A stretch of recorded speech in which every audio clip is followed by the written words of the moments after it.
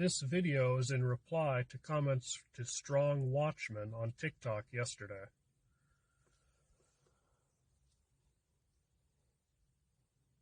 In nature, electrostatic forces can be combined and rearranged in order to create regular electricity, electrodynamic forces. In early alchemy, this was used symbology to explain this process. The eagle represented the powers of elevation, the air. The lion represented the powers of ground, the infrasonics and the sound, the different energies at the ground level. The union of two was in the griffin. This is representative of electricity.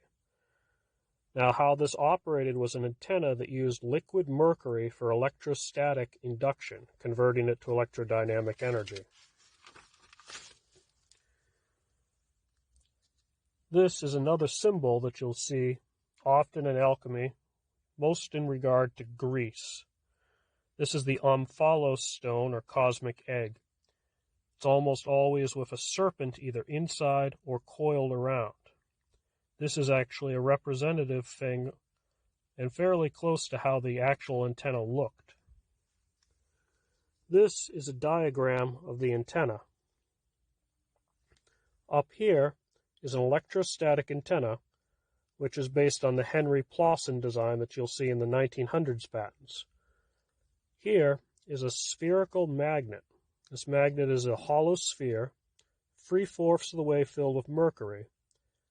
The antenna turns into a coil here in the center. It then goes down and connects to one terminal of a capacitor. The capacitor is then connected on the other side to a grounding rod in the earth.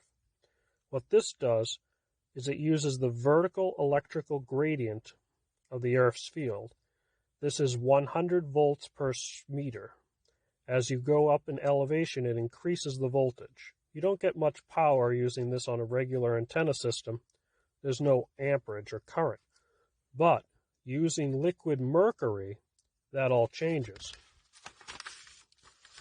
Liquid mercury allows you to create an electrostatic conversion effect. The electrostatics is converted to electrodynamic energy. The electrodynamic energy is the regular electricity we use today.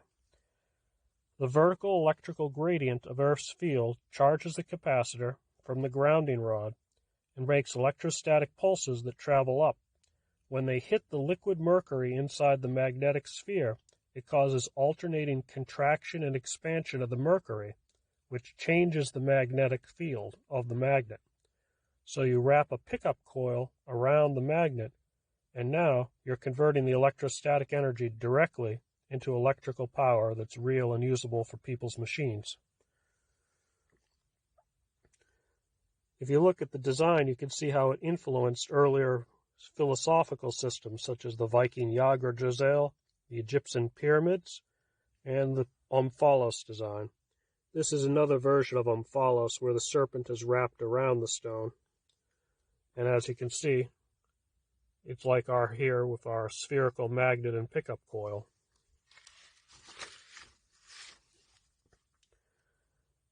This is a very interesting system because it reflects the natural system of how a human is made. The magnetic fields of the spherical magnet look like the lungs. The magnet with the liquid mercury looks like the heart. And the pickup coil looks like the spine and central nervous system of the human. This is called as above, so below, a quote attributed to Hermes Trismegistus, an early alchemist. Basically, it means the microcosm reflects the macrocosm, that things in design repeat in nature at all different levels. This is a little clearer so you can see it. What I did is I separated the heart and lung system so they're separate, so you can see how they reference the antenna system here for the electrostatic to electrodynamic conversion. It's very interesting because it does show your body has the basic design as this kind of world tree antenna for energy. But that's God's plan.